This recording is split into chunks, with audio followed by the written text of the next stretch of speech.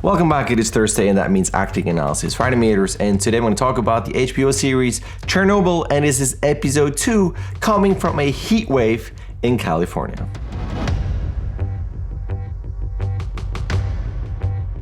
It is so hot here, it is fantastic. I got my fan going, so there's extra noise, that is the reason. Anyway, episode 2 again is so much to talk about, and why wait? So let's go straight into all the shots. First up is this, where the character is sleeping, and this is not such a loud plunk that she wakes up. It's more of a gradual thing. He does other things here that wake her up, and the reason why I'm showing you this is, I love how sleepy she is here. But it's exactly this, is the line delivery in her voice. It's not exactly incredibly sleepy, but what I want you to pay attention to is the movements, the eyes, the squinting. Just, you can take an audio delivery, but let's say you put it into context that your character just woke up. And again, the voice doesn't have to be all mumbly and drowsy, but it could be something like this. I love that look.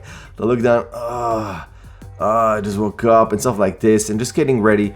And then she realizes, wait a minute, where's everybody? And he tells her, took the day off, it's hot and everything. And I like this, the preparation. Okay, I just woke up. Okay, I gotta put myself back together. I'm back at work. This isn't my pillow for sleeping. Let's put this all away. So it's just an overall thing of, I have an audio delivery, I have a lip sync, but does the character have to stand or sit? Is there something where, again, can the character just wake up? Or did the character just finish a phone call that was not pleasant? Or something that made the character nervous. So your whole delivery might have a specific audio delivery because they're talking to a certain person and they want that delivery to be a certain way, but the subtext is, I just heard bad news and then I'm nervous, or I'm doing something with my hands. Or here it's just, I just woke up and everything I'm doing, I can talk to this person, but overall it's just going to be all like, yeah, I understand what you're saying. And then it's all just kind of all driven by that state of mind that the character is in. So in this is the same sequence just further on. They just realize, wait, there was an alarm, something happened, and it's about her, where she knows exactly what to do. She's very decisive.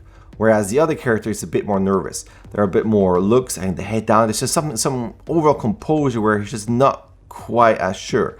Now, this is helped by the editing, right? As she does this, and then we cut to this, and we cut to this. It's basically, we're not wasting time. She's not wasting time. I think the editing helps us understand that she knows what to do. She has a mission, or maybe she doesn't know what's going on, but she knows, I got to do this to figure out what's going on, versus him, how he looks and also how he does this. And this always goes for me into contrast. So if you have two characters, think about, well, how do they behave? How is this person walking or standing or looking compared to, not versus, actually it's compared to or versus this character. And you can see this continues on where they move in, and I like this here where she comes in, I gotta turn on the lights, but it is one of those things that I talked about before. Your character is an environment, or she is here in an environment she understands, she knows. This is fantastic. This tells us, well, I know where the light switch is. I know she has to quickly look, but even now and then I have to look where my stuff is just quickly. But it's not, I'm not in here for the first time where the character has to look here, where is that light switch? No, I know it's here. I just have to give a quick look, and that's it. So this is a big thing about when you put your character into an environment. Is this environment new for the character? Is the character there for the first time or not? All of that will change the acting choices. So this goes on. She does all her stuff here, realizes, something's not right, after she reads all this, and gives it to him. And again, look at the difference here. So she knows what's going on, and so does he once he reads this. But she's a bit more confident and he's a lot more nervous. And you can see this again with the looks. There are a lot of eye darts, looking up and down. And even through here, he sits down and look at this. She takes the phone. I gotta make a phone call and check what's going on. So now you have those two distinct things here. She looks, look at what he does with this here. He looks up, folds it again, doesn't know what's going on. And then look at that. She holds that table. She's very, very static here. She doesn't fidget around. There's no moving around of the book or anything moving, readjusting this maybe or something. No, she holds it and she knows, okay, I gotta call this, let me know what's going on here. Versus him, of course, he doesn't know what she's listening to. You can see a tiny bit of a little bubble in the head, a bit of up and down. He is nervous, he doesn't know what's going on. Versus her, look at that, bam! Now, of course, she hears that, this is not what I thought. And it's a lot more calm, even though, probably inside of her, she's very, very nervous. Okay, this is not good news. But still, It's a big difference in terms of, I have to figure out what's going on, and I'm thinking ahead. I'm smart enough to think a couple steps ahead in terms of what's going on, versus this character that is constantly moving and fidgeting and just not really in the loop in a way. And next up is still this sequence. And what I like about this is that after all of this, after everything that happened, she decides, okay, we have to call Chernobyl to see what's going on there. So she's on the phone with them, but no one's picking up. Why am I showing you this? It's because no one's on the phone with her. She's not talking to the person on the phone. She's talking to the other guy that's sitting here. They're having a whole conversation while she's holding this. So if you go back, my point here is that if you have your delivery, and again, it doesn't have to have in the audio that I'm talking on the phone, but this could be a thing that your character does.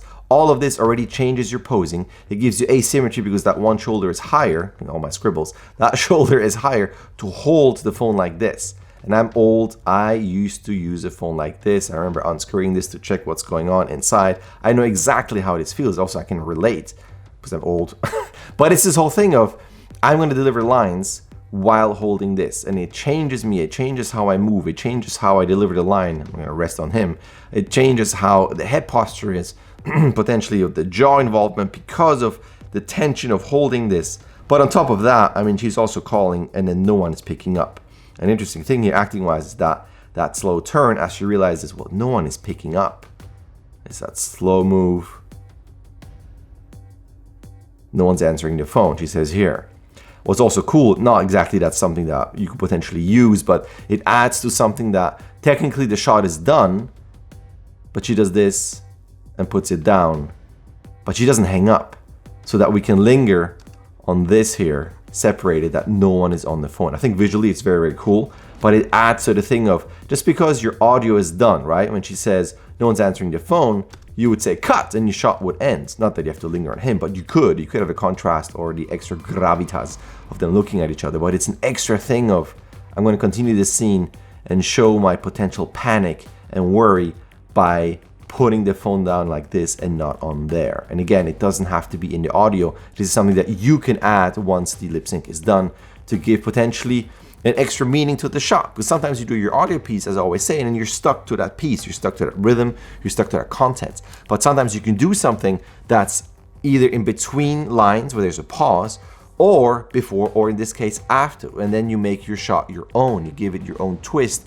It's your own creativity, and you're not so tied to the content of that shot. You can give it a whole new subtext if you want. So whatever you can do to make your shot more original for your reels, let's put it this way, if you want it on your reel. Next up is this fantastic thing that combines so many exercises. This is basically a waiting assignment, and then she comes in with the news. And what I love about this is posture change. Look at this. He gets up and is not quite relaxed. There's a certain tension because he's waiting for news, and she goes, not yet. And then you can see his reaction of, And I love this. This is basically your waiting assignment. This is your getting up assignment. And even after here, when everything is kind of said and done, he goes, okay, thank you, and blah, blah, blah. She talks to him. All this goes back into a waiting assignment. Again, how the posture is different and how he's about to read a document that he hasn't seen before. But again, I love this where this could just be about the mechanics. You could do an exercise shot just about the mechanics about getting up. But this could be a thing where, let's pretend this is your lip sync, but you're not too confident about lip sync. She is the person delivering the line, and all you're animating is the character listening and reacting to this, giving you this. So again, you can practice lip sync in different ways where you actually don't do the lip sync, but it's a character listening to something. So it's not just pure pantomime where there's nothing where the character hears something, where it's just kind of body mechanics and miming things. But you can do a pantomime where really there is lip sync, but it's delivered by someone else, even with their back turned to camera, so you don't have to worry about all the shapes. But the other character is listening and processing and then reacting to this, which is to me kind of a different level between pantomime and lip sync, and maybe something that you could try for your shots. It could be something new. Now this comes right after, as you've seen, she gave him the papers, and this is your classic gear change. He reads what's in this document and then realizes this is really bad news. There are multiple things going on, so this goes through the whole thing here, but you can see how he is pretty calm here. There are no little moments there. I'm gonna read this. Not that many eye darts. There's no twitches. He's very slow, right? All the movements are very calm because he's reading this. Now he's slowly realizing, wait, this is really bad news. Once this happens, the mouth opens. He readjusts his position body-wise. Then you're gonna have a lot faster body moves. He blinks because he's processing all this horrible information, realizes, wait, this is not good.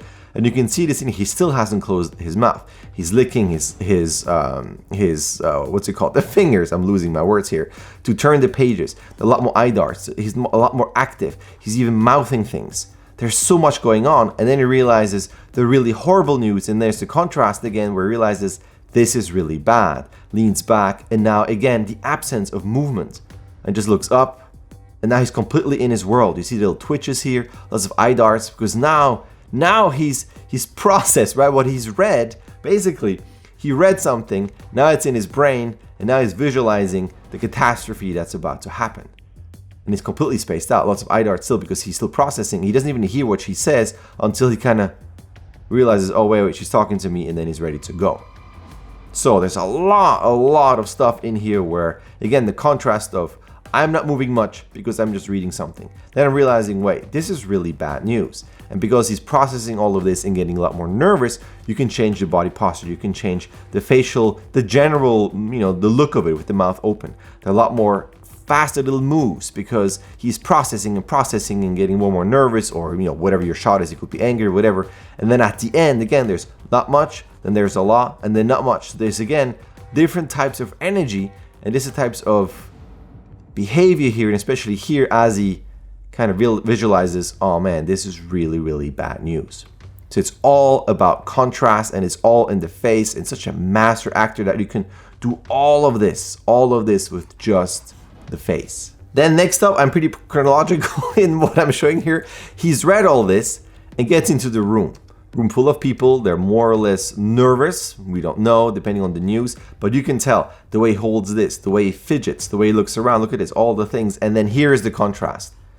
Yeah, I am confident. I'm in a high position. Yeah, sit down. There are no words. I mean, he is the one in charge. He's going to have to deal with all of this. So he's maybe a bit more nervous, but you can see the difference between his movements, the quick moves, the reshuffling of the paper, versus him, who has his arm on that chair. And this is why I'm such a huge fan of props and putting people into sets. If the character's in an empty room, you couldn't do this. You couldn't show just through one pose, I'm relaxed, I'm confident, I'm potentially even arrogant. Versus this guy here, right? He just fidgets, because he's read the news, he knows what's going on. And what's awesome here too is that he says everything's under control, and then look at his face when he hears, wait, what? And it's coming up right there. Like, wait, no. We are not safe. And I like this. I like that you have all the little moves because he knows what's going on, and then he can't understand that you just heard, wait. He said you're safe, and you can see how the hand is stopping here. And again, the contrast in movement of his fear, his nervousness is momentarily interrupted by either the stupidity, the arrogance, or the ignorance of this character. And then he continues on like, yeah, we're fine. Again, just the contrast and posing is awesome. And at the end of all of this, little movements here, because he realizes, all right, we got to do something. And then you can see how the other character gets back into that arrogant pose. But here it is what's going on. He tells him, you need to go. And he goes, this is a wise decision. Thank you, blah, blah, blah. And it's awesome too here in terms of lip sync. He says, you made a good decision. And he's just about to say something, opens the mouth and gets interrupted by him. This is also something in lip sync where just because your line is done doesn't mean that you should stop, using your shapes. You need to anticipate what the character is going to say afterwards. He's about to say something and gets interrupted. Now, in this scene, he tells him, you need to take him with you. And to the other character, I forgot his general title, but he's an underling. So he goes, wait a minute. No, you don't need to have him. And he goes back into this. And again, this is purely because you have your prop here. I mean, of course, you can do this without a prop. I'm just saying, by having this chair, it can be of help by showing this. No, I don't need this. But then he tells him, of course, well, do you know how a reactor works? He says, no. And that's why he tells him, well, then you take him with you because you need that help. And I love that little look here. And again, this is the end of the lip sync. He's done talking. Could you end your shot there? Sure. But you can also add this. You can add that moment of, crap. crap, now I gotta take this guy with me. This long look. Now you could extend the scene much longer, which, you know, technically is a tricky thing to do, but visually here in this scene, because it's a TV show and you can, this is your pacing there. I love how they're all leaving and now they're stuck with each other. He does look at him. It's a bit of a challenge look here. And I love that little, it's almost crossing of arms. It's kind of like, kind of annoyed, not knowing what to do. And that look like now we are tied together. This is now the buddy-buddy relationship here that they're going to have as they go off on their horrible adventures. Now, if you watch my channel, you know that I'm a huge fan of props. And as it cuts to this, I love this very specific clicking of this pen. It's very slow. And it matches. You know, he's in his, this is timeline-wise, he's heard all the bad news. At this point, he just knows, damn it, I'm part of this and I'm gonna die because I've been exposed. He's just lost almost all hope here, but it's just so depressed. And it's just that usage of the prop. To me, this is very specific. Usually you can have a pen like I usually have because I'm using this right now. You know, you can do something where you can tap your finger. You can do something like this, but that whole click, click, click, click is a very specific thing. So character behavior, but even character behavior in combination with a prop, think about being very specific. And the more specific you are, the more clear that character is. So just because I said I like using props doesn't mean that you should just use a general prop and just kind of shuffle it around. Whatever you use, whatever the textures of the prop, is it something light or heavy, that in combination with the state of mind of the character can give you very specific acting choices. And in this case, it's just lost in his thoughts of, this is really bad, click, click. And it's not a click, click, click, click, nervous thing of click, click, click, something like this. It's very specific to his state of mind. Going back to why I'm keeping this alive here, he comes in, and I like this, that he is, again, completely in his own thoughts. And when he comes in, he's the first one to sit down. He doesn't have to wait, like the polite thing, I guess, in this hierarchy structure here. You wait until it's completely seated, but he doesn't, because he's not here. He is in his own world of the catastrophe, and I'm going to sit down because the world is ending. Also, what I love about this here is that these guys are staying close. Military, I don't know who this guy is, but maybe you can argue the order of where they're seated. Maybe they want to really impress this character, and they really wait until he talks, until they sit down. It's very orderly how they wait, and then bam, very direct in their movement. Again, this is contrast in movement. You can see how slowly he goes down. They all have their different ways of sitting down. You might argue that with the military, it's going to be a lot straighter and more straight to the point. Again, this is all about contrast in movement. And if you have multiple characters in your scene, think about that. What's his state of mind? Is he sitting down sooner? Why? And is that a good thing? What is that telling the audience? And so on and so on. So use that to your advantage. If you have multiple characters, what do they think? And will they sit down differently? And how is that going to affect the scene? And how is that going to affect the audience? Still within the sequence, he's telling them that they created lava. And Gorbachev goes, wait, you created lava? And I love this here is that he realized, yeah, that's not really a good thing. But he said, I anticipated this. Now, if you just read the words, I anticipated this, that sounds like I know about things. I'm confident and it's okay. But here's the subtext that, well, I'm not really that confident. So if you look at his moves, the mouth is still open. He's like he's trying to mouth something until he finds the words. He kind of breaks eye contact because he's not that confident. And then he has a little moment here of looking back, and then he's a lot more nervous. So there's a nice contrast between what I'm saying is different than what my body is showing. And a lot of times in lip sync, you can say that this is your lie and this is your truth. You can say something and you can pretend, and you can show that in your face. You can pretend to be confident, but underlying under that, the actual emotion, your body will betray that lie, and your fidgeting or your posture will actually show the other characters how you really feel. And I'm going to end this with, again, in the same sequence, it's interesting double cut here. You can see this character is already sitting down. He's the only one with this gray hair. But then we cut back to him, and he's still standing. It's a bit of a editing thing you'll probably never notice. But I love this here too, is that the moment he's gone, this is the end. And such a contrast. They're all still standing, and you have this framing of a man that's been broken. And the other guy sits down. And then the scene continues. So the moment the man of authority leaves, he doesn't waste time. He's immediately deflated. And the other ones might be stunned about what just happened, what they just heard. But again, he is in his own world of, oh, crap. This is no good. So if you do have multiple characters, again, use that to your advantage. Don't just have them as props, they're just there. You can use them for contrast. Maybe they're all standing, and in this shot you can see how that one character sits down and all you see is the torso of the other people. There's not much to animate, but it gives you a certain visual contrast and can also emphasize a certain emotion where maybe everybody else is confident and happy and your character is not, and that's why your character immediately sits down. So you can show the disappointment or nervousness or desperation, whatever, through the facial acting, but it's also through contrast because he's the first one to sit down and slouch while the other people are standing. There you go, that was episode 2. Again, such a fantastic episode, and episode 3, 4, and 5 are all fantastic. So if you watch this whole thing, as always, thank you very much for having the patience to go through the whole thing. If you have any comments, if you've watched the show as well, comments are open. Let me know what you think. If you have any other scenes in episode 2 or even 3, 4, and 5 that you want me to talk about on top of my massive list, let me know. And if you feel like all of this could be potentially helpful to your shots, I do have workshops and I can apply all of this to your shots. So send me an email if you want to sign up. My workshops are open as well. And that is it. If you want to get notified about all the clips that I upload, hit that subscribe button, but hit the bell so you know that I have uploaded something new, which is almost every day. And that is it. Again, if you're here still, thank you so much for your patience and watching this, and I will see you next time.